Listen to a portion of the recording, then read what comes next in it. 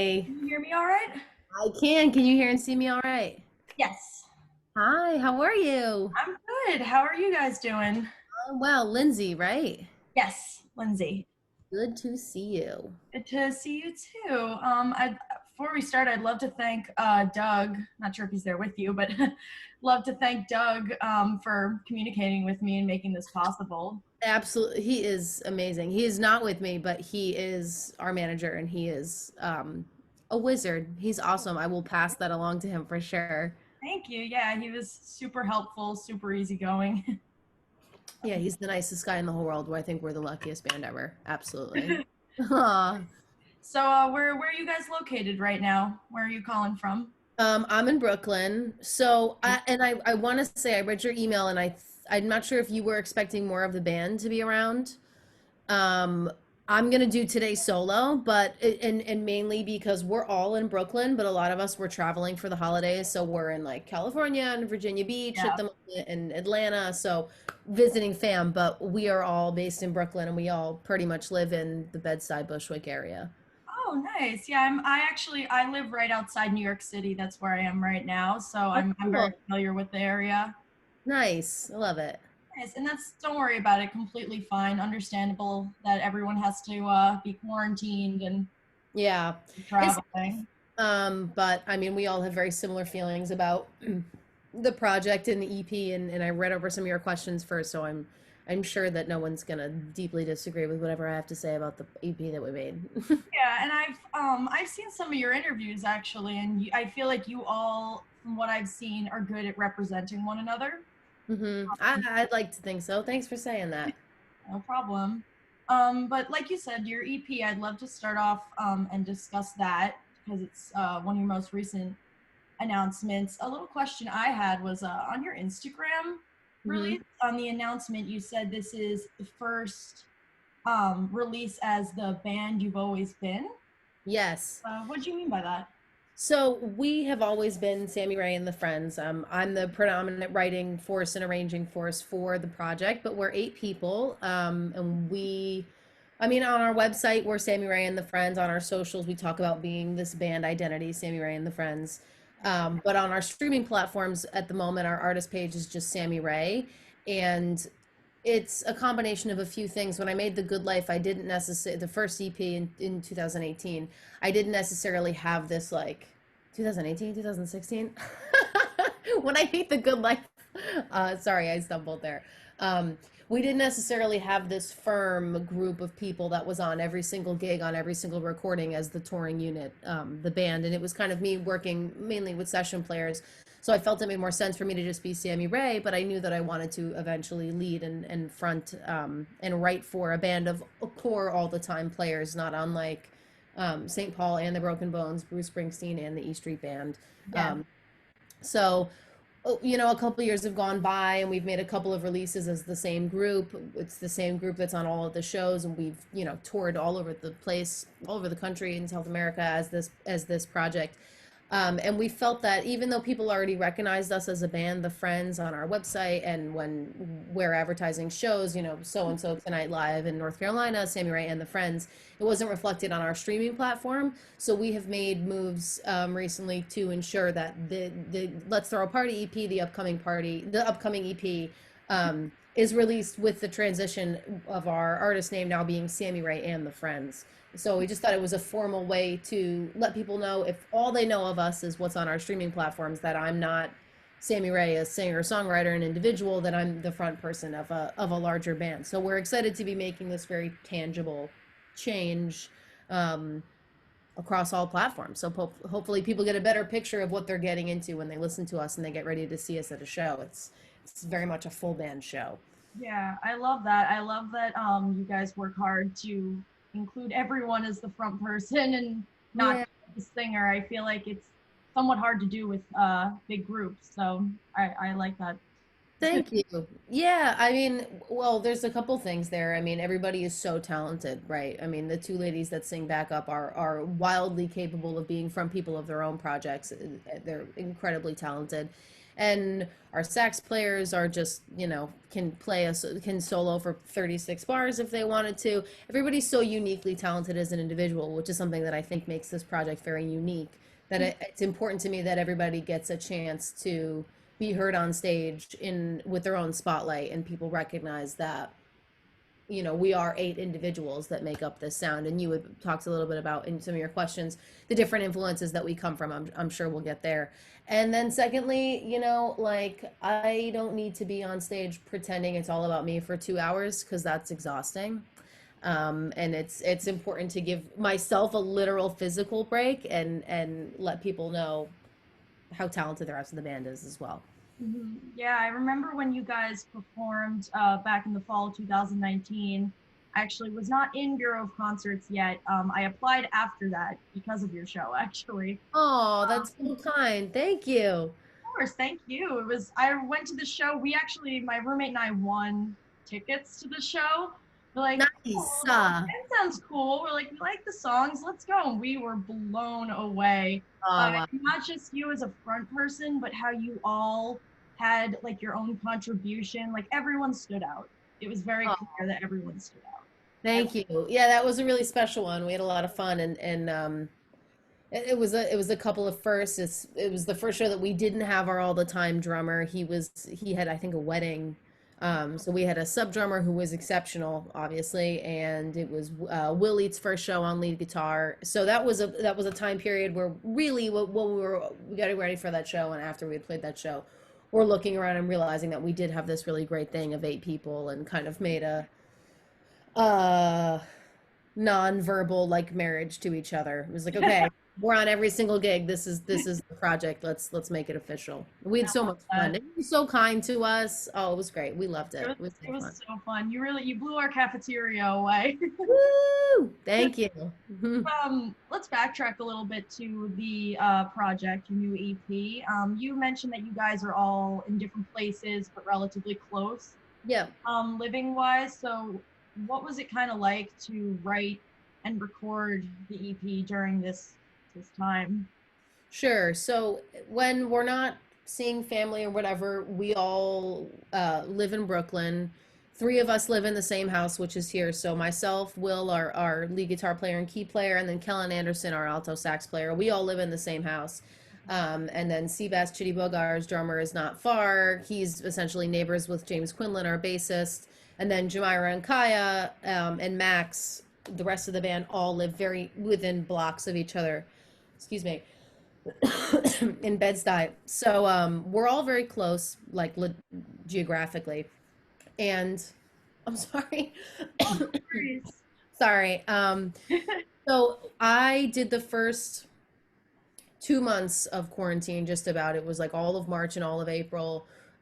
Will and I were in Connecticut at his parents' house. They were not there. They were camping in Phoenix, and they kind of got stuck because of quarantine. So they Yeah. stayed out there, and we were house sitting for a couple of months, and some of these tunes started to take more full shape. I was coming up with ideas for these songs and ways to bring them to the whole band. And then we came back.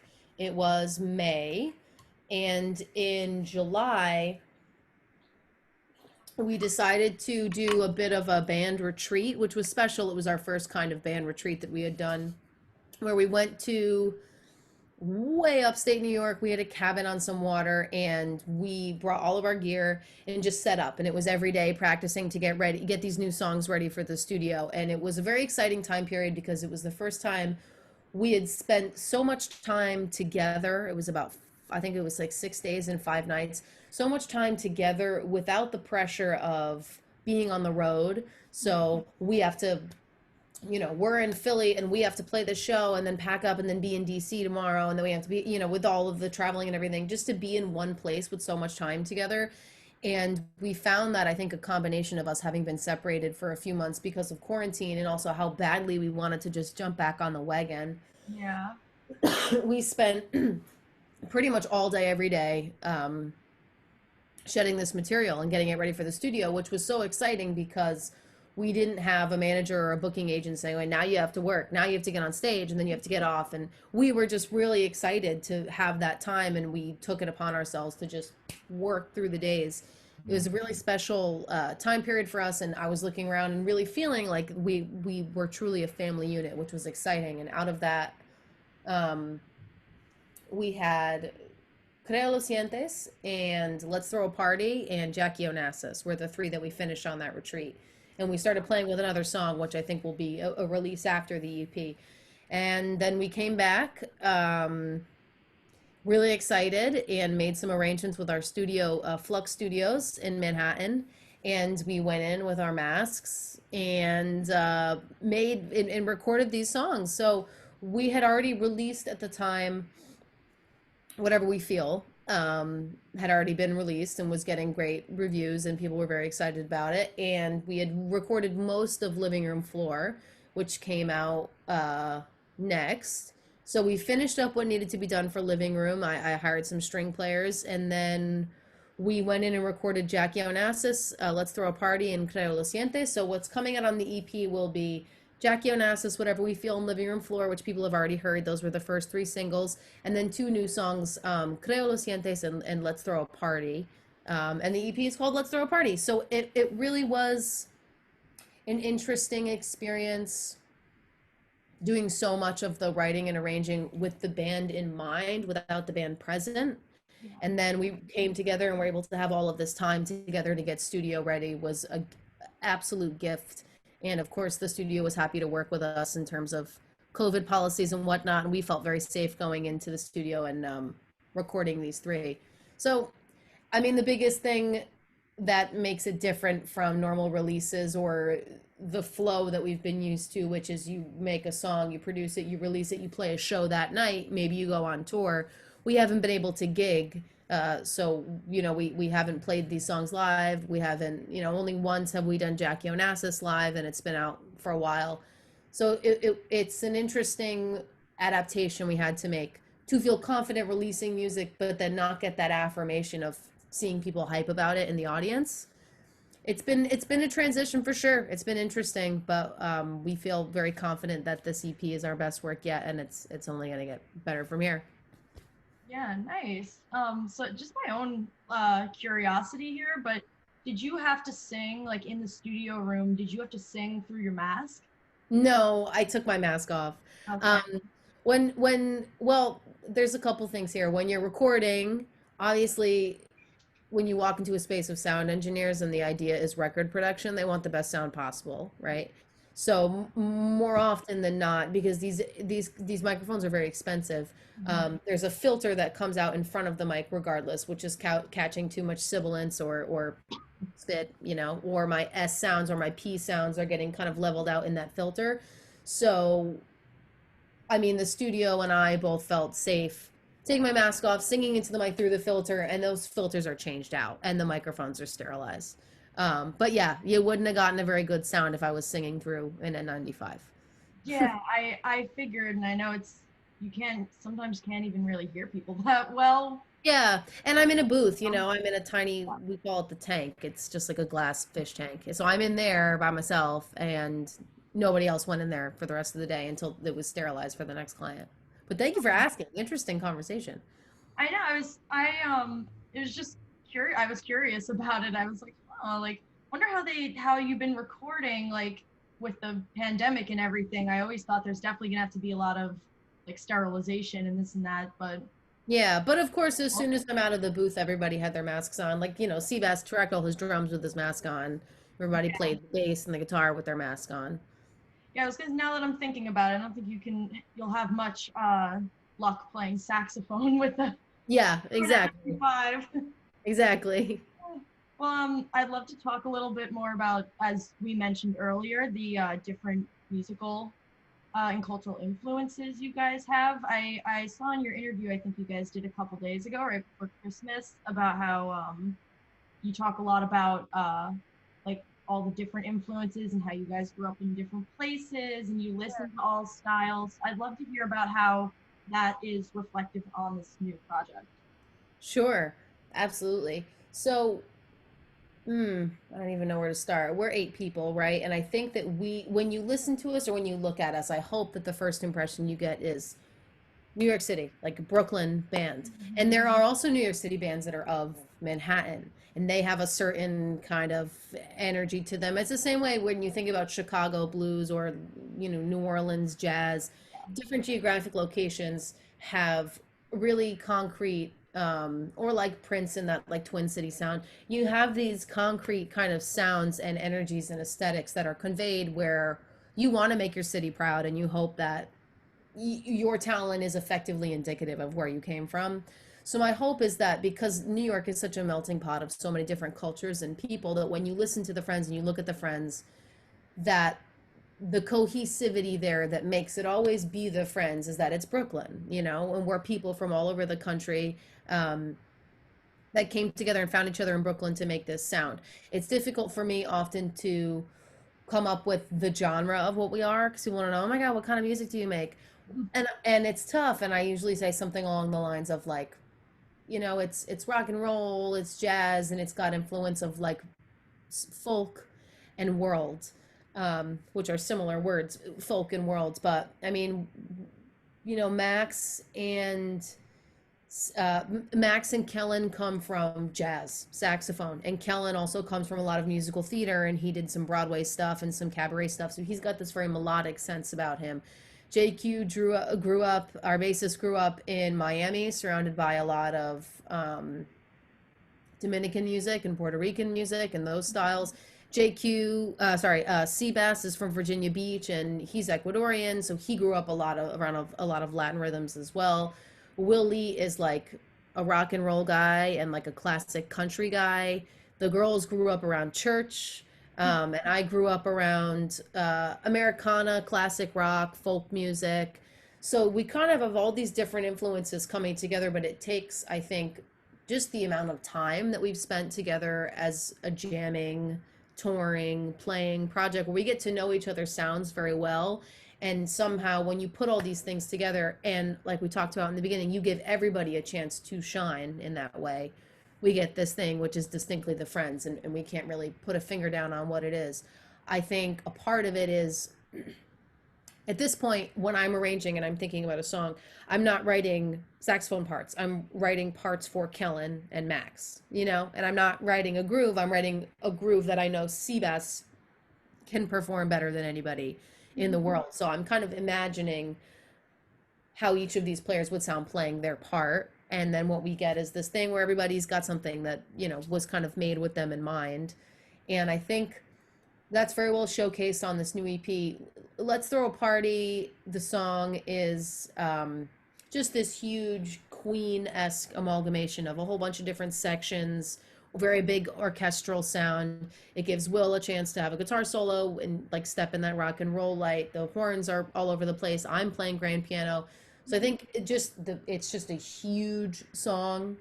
And it's so big, so everybody's got an avenue to pursue their talent. And then Creo Lo Sientes, which is the other new one, is our first bilingual song. It's partially in Spanish, and we sourced a lot of Spanish-speaking friends of ours to help us write some of these lyrics. Seabass is on the phone to his mom and his abuela, trying to figure out what's going to sound best. And it's drowning in hand percussion, and a lot of this hand percussion we purchased as individuals. It's our own collection, as individuals or as a band, as we've traveled to and played in South America, Latin America. So I hope that this EP is kind of a testament to our travels and our individual influences that somehow come together in this cohesive Friends Mhm. genre, whatever it is. If that makes any sense. Was that an answer to your question? Yes, that made a perfect amount of sense, and it's really Great. interesting to know that you guys write each part of each instrument like interchangeably. Like you're Yeah. writing saxophone pieces. Like, do any of them, like any of the musicians that aren't singing, do they help you with vocals? Like, do you kind of go back and forth like that? Not necessarily vocals. Normally, when we're getting ready to do a new song, I will have lyrics for something top to bottom and kind of chords and melody. So I've written in a legal sense, when you're talking about songwriting and the people that are entitled to writing credits, Hmm. it's lyrics, melody, and music. Lyrics, melody, and chords. Yes. So in terms of lyrics, that's all me. Melody is all me, and chords are predominantly me. And I'm writing on banjo or keyboard. I'll make a little demo of it, right? And it just sounds like a ballad, like a singer-songwriter thing, Yeah. and send that to the band and sing in the horn part so they know what they're playing. The girls are just brilliant. You know, we're in this groove of this is the melody. Jamira, you're on top. Kai, you're on the bottom. Find it. Mhm. Right. So we find those harmonies in an organic way. And then the groove is executed by Seabass. He and I have a great kind of language of communication in the way that we find what we want and makes us both feel comfortable for rhythm. And then Will and JQ are playing the chords that I've written for the most part, and frequently are offering their input on how to make it more interesting, how to differentiate the verse from the chorus or whatever. But lyrics are all me, with the exception of whatever we feel the chorus, whatever we feel, whatever we want to do. That little bit was written by Jamira. Um, and that's a funny, I know you talked about that, you mentioned that song, and we can talk about it later, but it was a funny process of writing that one as well. But predominantly it starts with me, with the heart and bones of the song, and then arranging is very much a collective experience. You know, you can't really know what a song written for 8 people is going to sound like until 8 people are in the room. Mm-hmm. Very understandable. Yeah. That's really cool. I mean, I guess my last question about the EP is, what would you like all the people who are listening, all your listeners, to remember? What's the main sort of message overall that you'd like to give out? Hmm. Well, I'd like people to know that we're still growing. I won't say we're finding our sound. I don't, I mean, nobody ever really finds their sound, right? We have a pretty good, do we know what we sound like, what we want to sound like, what our brand is? Yes, we've already found that. But as we grow and realize what we're capable of and what our fans seem to respond well to, we shape the sort of songs that we're writing and the way that they're presented. Even though we're not playing this EP live immediately, it was written with the intention of translating very well live so that people can dance and have a party to it the way that they do, you know, the feeling and the songs from the Good Life EP. Yeah. I would just like everyone to know that we are still here and we're so excited to get live again, because we are the kind of band where you don't really get it until you see it live, right? Mhm. And we're very excited to be able to perform these songs the way that we imagine them from the beginning, is in a live understanding as soon as we can. But we hope that people can enjoy them in whatever capacity they can at their homes, have little parties, whatever they want to do. Yeah. Um, we're excited about it and we're very, very proud about it. You know, The Good Life was me writing a lot of songs when I first came to New York and I was in my early 20s, about kind of not really knowing what New York was about, not really knowing where I was going, a lot of nerves in that EP. Mhm. And this song is kind of, I think there's more of a sense of peace, self-assuredness, and confidence about it. Reflecting on that time period and even further back. I mean, Jackie Onassis is a song about my high school experience that I don't think I could have, or Let's Throw a Party is a song about kind of like partying in the chaos and like being at peace with the fact that you're getting older and time is passing. And I think these are songs I could have effectively told until I had become an adult, right? 10 Yeah. years later or whatever. So they're definitely songs about growth. My goal was to make it as honest as possible, more honest than the Good Life EP. Not to say the Good Life wasn't honest, but as I feel this appreciation and understanding and encouragement from our friends, our fan base, I feel comfortable being really honest and authentic. So I appreciate everyone giving us that permission, and I hope that that translates when people listen to the EP. Nice. I really like that. I definitely get the sense that you guys have this like united sort of vibe when you're all together on stage. Like your energy is definitely very collaborative with one another, and Yeah. thing it makes you guys look like a party for sure. Yay, good. That's the goal. We are. I mean, we have so much fun. I think we're the luckiest people in the world. I really do. We're so lucky. And I didn't have a lot of friends in like middle school, high school, college. So to be able to be an adult and have this really tight knit group of people who have the same dream, and to know that we're all helping each other get there is really, really, really special. It's very rare, I think, and it's very special. Being someone in college, that's a very reassuring thing to hear. Sure, absolutely. I mean, I don't know. I think the college age, you're still finding out so much about yourself. And I don't mean that to be patronizing because it really isn't. There's just only so much that you can grasp about yourself as a full individual when your goals are focused on getting good grades and creating social connections and kind of college is a time for you to prep for the next chapter, right? Which is when you're on your own, you can make your own decisions and live your life, right? Yeah. And until you have that complete freedom, it's difficult to really fully know who you are and what you want out of life until you've lived a little bit more life. Mhm. And then you can start making those decisions for yourself. And everybody in the world who's in college is in the same boat. So Mhm. suddenly you have these people that are informed by their college experiences and connections and education. And now they're spit out into the real world and more like minds will attract. It's also not just you and the most compatible people in your tribe anymore. It's not just you and your college campus. It's the whole world full of well-developed people. Um, and I'm very grateful to have come to a city like New York where I felt coming from a very small town in Connecticut. Number one, there was art everywhere to be consumed and to inspire me and to be made. But number two, it was kind of New York is a place where people come with similar goals to mine. They want to make things, they want to make connections. It's easy to make friends normally because there's shows and bars and all these different things. And I just found the right crew, I guess. That's And then I awesome. told them to be in my band, and then they were, and I was like, okay, let's make music until we're 60. I love that. That's a lovely story to Thanks. hear from someone who went through college and then still want it's nice to hear that there's more growth, because I think that the assumption is, or like at least it feels as if like the growth is coincides with the education value of college and all that, so it's Sure. It, there's still more. yeah, it can. It can. Absolutely. I mean, you are growing as you're learning, especially about whatever your field is and whatever you want to go into. I only completed 2 years of college, about a year and a half, and then a half-time semester, a part-time semester.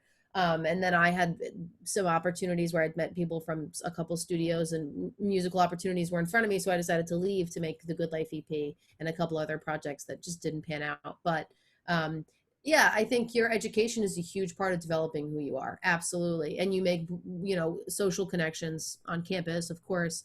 But someone put it to me once in a really interesting way, which was especially in the arts, more so than like you have talent or you don't, and people can help you refine your talent, but no one's going to teach you how to be a good band leader. No one can teach you how to be a good painter if you don't already have that as a core part of your identity.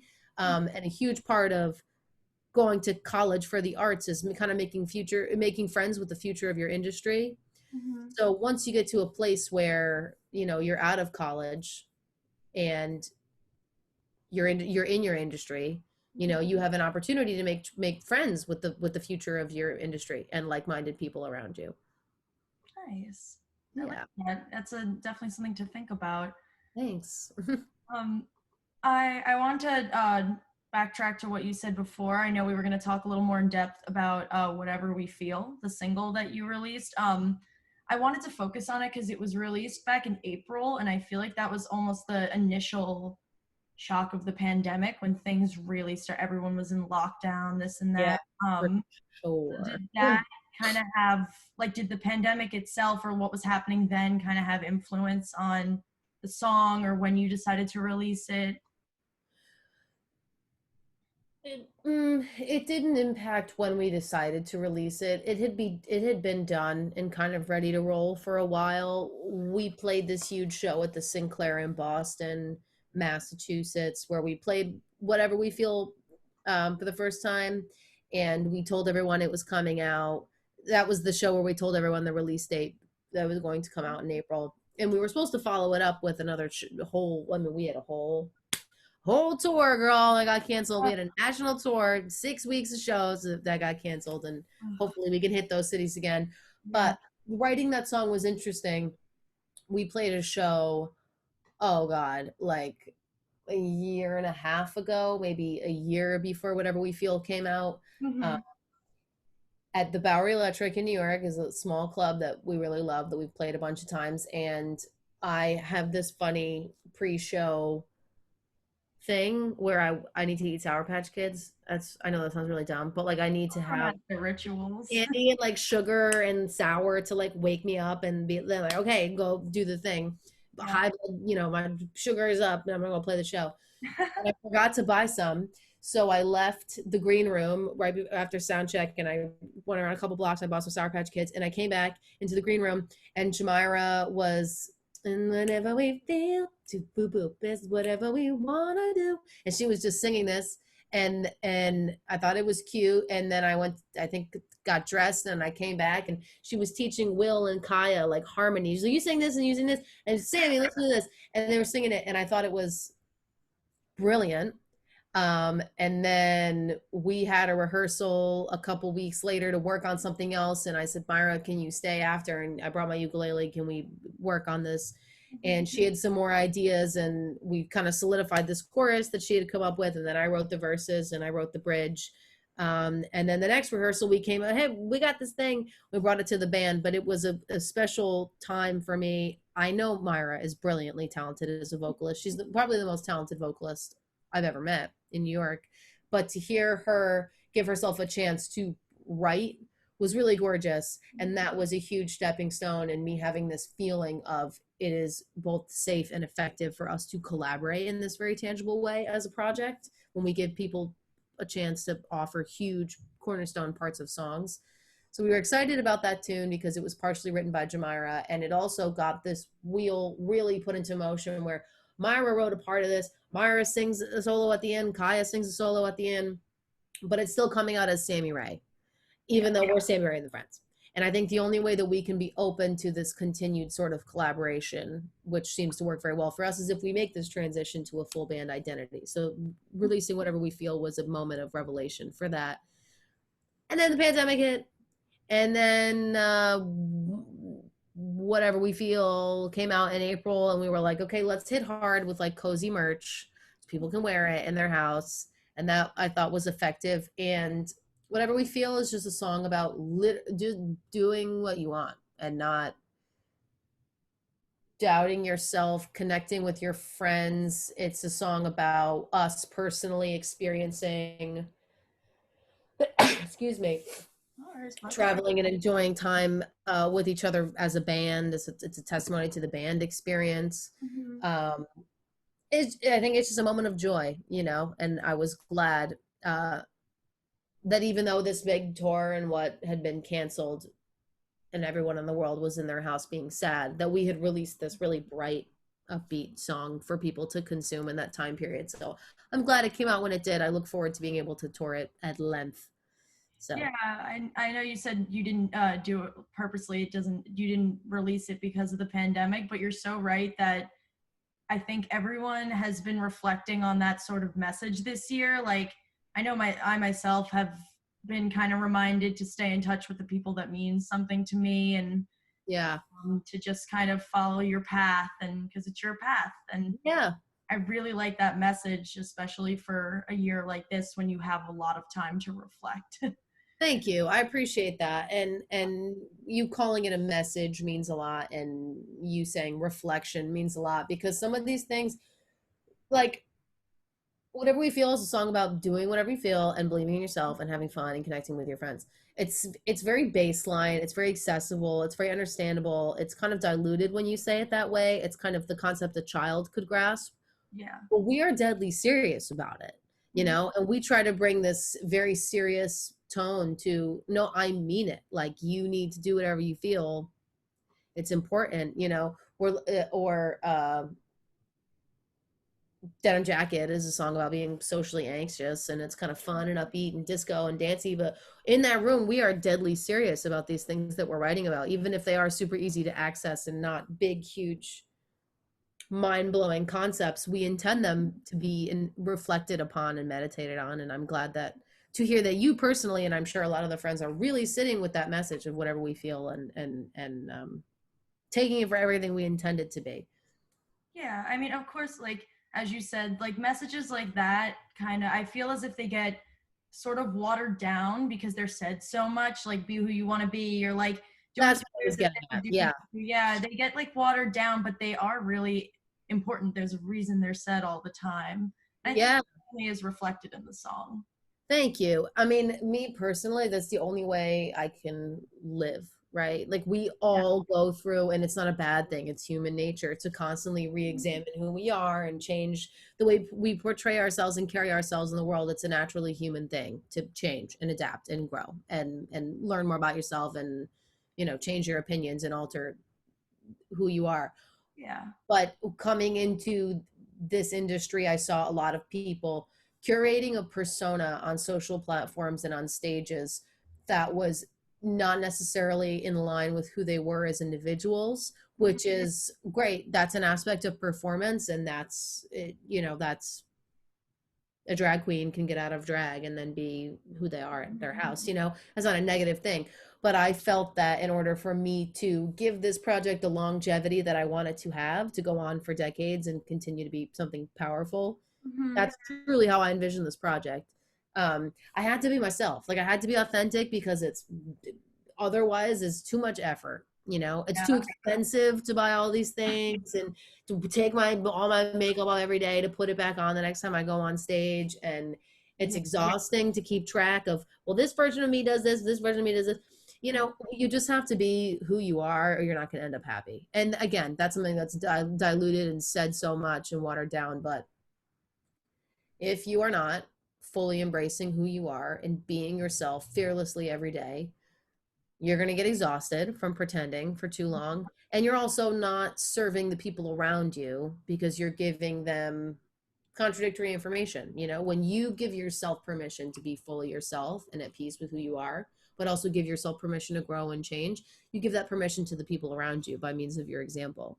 Yeah, and it's definitely not something you're going to regret at the end of the day if you are yourself in Yeah. work. Yeah. Exactly. What is there to regret? Yeah, I woke up today and I was fully authentically myself all day long. Anything that I am regretting about that is me kind of taking to heart too much of what society tells me is that I have to be a particular thing. yeah. I love that. That's how you're supposed to live. Like That's the idea. authentic self. Yeah. If you're not gonna, who is? Thank you. Exactly. Can't be another you. Like Yeah, exactly. Well said. also, I'd love to move on to sort of off of your most recent news and kind of more towards your virtual performances. Because I'd love to hear what you guys are kind of doing virtually, just to kind of keep your music on your social media platforms and to remind, like you said, everyone we're still here. Yeah, so when quarantine kicked off and we didn't like, I think everybody had this thought in the beginning, go to your house for 2 weeks and don't come out and we'll get this under control. And then suddenly it's going to look more like 3 months. And then it was suddenly like, oh, well, maybe by Easter. And then it took a couple of months, maybe 4 months for people to settle into this is reality. This is real life. This is what life is like now. But in the beginning, when people didn't realize that there was emotional energy was going to be stretched thin for over a year, and people thought we were going to be out of this really soon, there was this burst of like, come to my live stream, watch my live stream. I'm going to be live on Instagram today. And so it was everyone that I follow and everyone that they follow. And so there was this huge kind of pressure because I was seeing so many people doing that to go live and try to collect tips or don't and be present constantly online. But that started to, I mean, everybody was doing that, right? So it started to suddenly be, I don't want to miss his live streams and miss her live stream. And so people don't come see shows or connect to celebrities or connect to the people that they love or the artists they love this often in real life. Yeah. So I kind of stopped being worried about playing live shows and turn my attention to getting to know who was our friends and our fans and keeping us afloat. So I started doing two live streams a week. Well, three live streams a week. Wednesday I was doing Whatever We Feel Wednesdays. Mm-hmm. Um, this went on for a couple of months, and it was a playlist curated by one of the eight members of the Friends about and their kind of musical area of expertise. And then we went live on Instagram, talked about it, made the playlist available. And then Thursday, I was doing a live stream with our friend from a band called Night Without Cars. I forgot the name of it. We were discussing different aspects of the music industry in the time of quarantine and kind of bouncing ideas off of each other. And then Fridays I was doing Friends with You Fridays, where I was meeting different fans from around the world, bringing them on and interviewing them, which was really fun. So it was a special time for a couple of months to get to know friends really tangibly with intention, and people were really excited about that.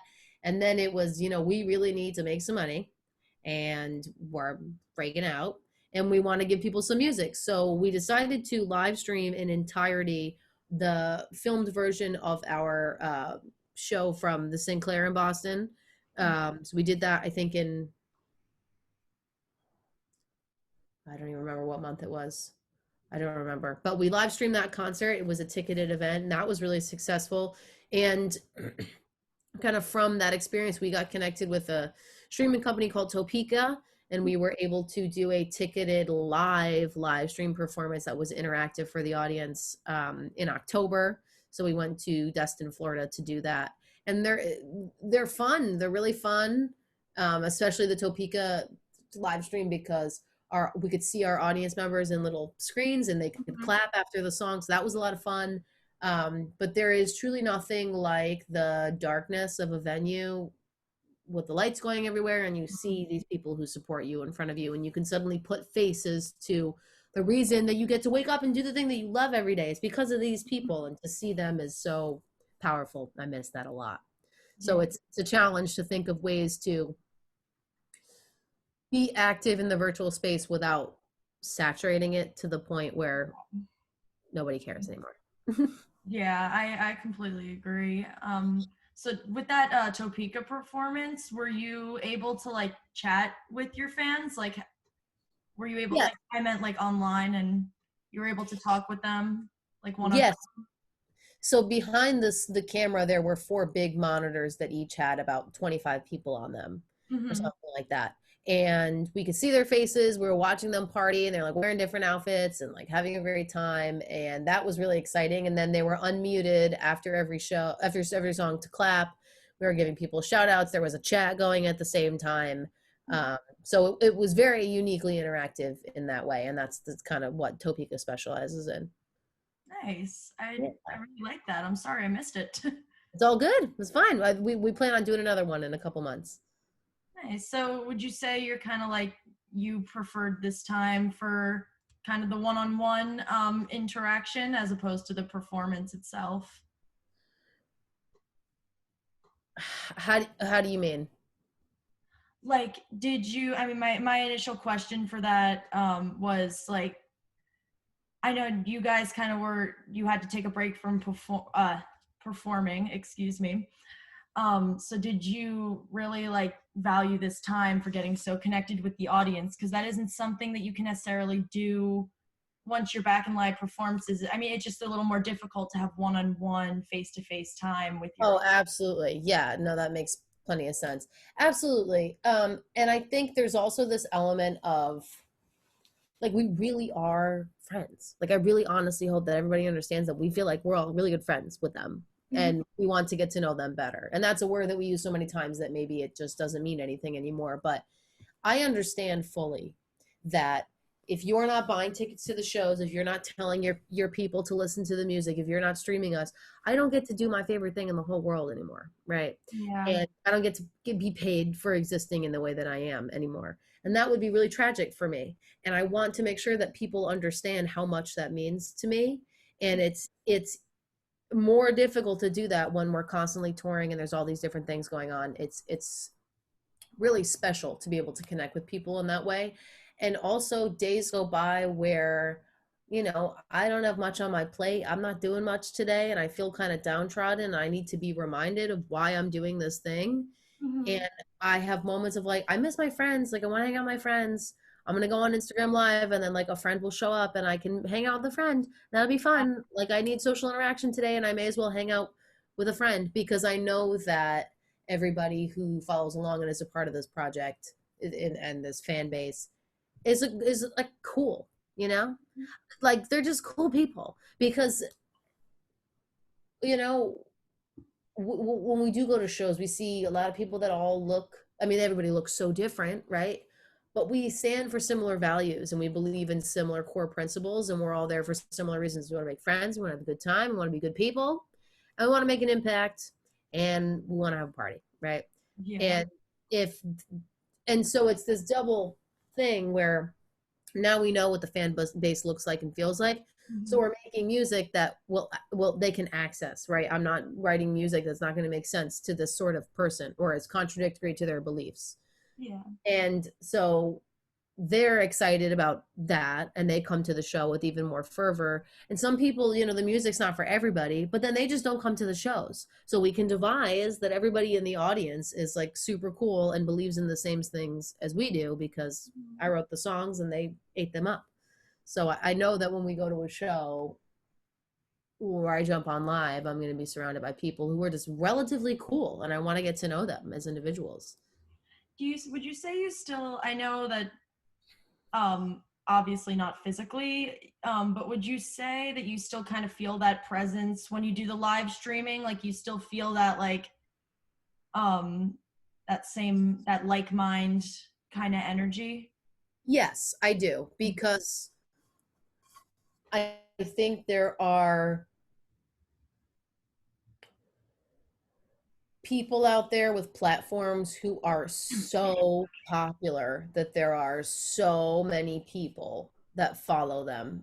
Like mega celebrities have so many people that follow them that when you put that many people in a space, digital space, even a text, a chat space, there's Mhm. going to be negativity. There's going to be negative comments, or, well, I hate the way that you did this, or like, why did you say that? But I think we have about 36,000 people that follow us on Instagram, which is a great big number, right? And however many of them are coming on chat Mhm. or live to hang out, I never run into those comments. Like, I never run into negativity. I never run into, oh, like, she looks tired today, or, Yeah. she's flat or whatever. Mhm. So this lack of negativity, it was just unnecessary, reminds me every time that we have a good crew around us. Mhm. And I feel that. I feel that whenever we're on chat or whatever is going on. I'm endlessly grateful for these good people that are kind people that surround this project. Yeah, it seems like you guys definitely have a lot of support, a lot of good people backing you up. Yeah, for sure. For sure. I love that. You pretty much you got to the rest of my questions, which I love. Um, Yay. you're a wonderful conversationalist. Oh, thank you. And I had a question for all of you before I knew that it was just going to be you solo today, but I'm sure you could answer this for them as well. I said, what aspects of the live performance world are you most excited for to get back into? What's the first thing you're going to be looking forward to? The back row, just like playing for the back row, like it's so much fun to hang out with the front row and see their faces and touch their faces and like hold their hands and stuff. But there's,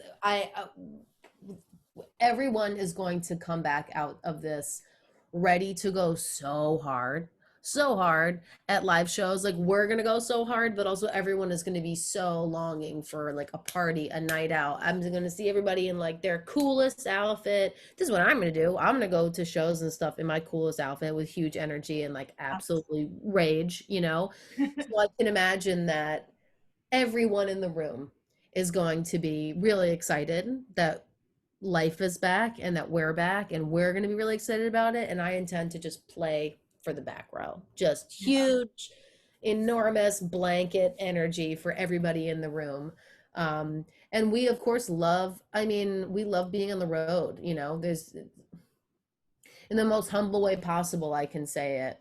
It's a really special thing to be in a car with your best buddies and go to a city and get on stage. And no matter how I felt that week, my skin is not great. My hair looks like trash. I put on holiday pounds. I don't like my outfit. Like, I know that when I walk in that room, everybody loves us. Everybody's rooting for us. Everybody's on our team. And that's a really special feeling. And we love them and we try to give that back to them. But then we get to go in the car and go to another city where we don't live. And it's full of more strangers that support us. It's an incredibly encouraging feeling that at least for me stays with me for weeks when we get off the road. Um, and I long for that encouragement from them, and constantly figuring it out interesting and effective ways to give that back to Yeah, to the audience. I love that, and I imagine the travel in itself is awesome. I imagine you guys get a lot of experience out of seeing new places, probably a lot of inspiration. Yeah, we love a Waffle House, you know. Like we love when we get to a certain state, it's like, oh my God, they have Waffle House, they have Bojangles, like Uh, they is oh my God, they have Jack in the Box. We don't have that at home. So being able to and we weren't, I mean, so much of the world that I've seen has been because of the band. I didn't travel a lot when I was young. Like the girls, you know, were born and raised in New York and never really left New York. So Mhm.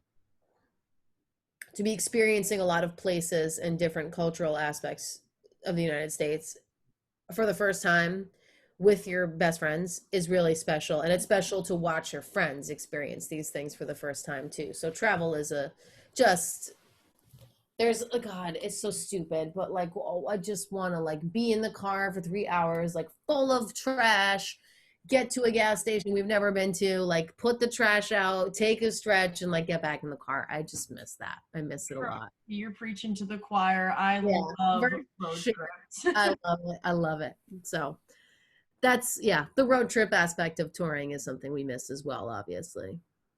Yeah, definitely makes sense. Well, thank you. Thank you so much. I have just one Mhm. more question for you, and then I'll let you get on with your day. Is there anything you'd like to say to the aspiring musicians and the of course the Ithaca College aspiring musicians, because we have a lot of those Yeah. that are unable to perform live right now?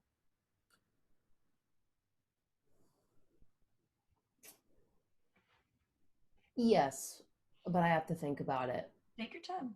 Um, it's so hard.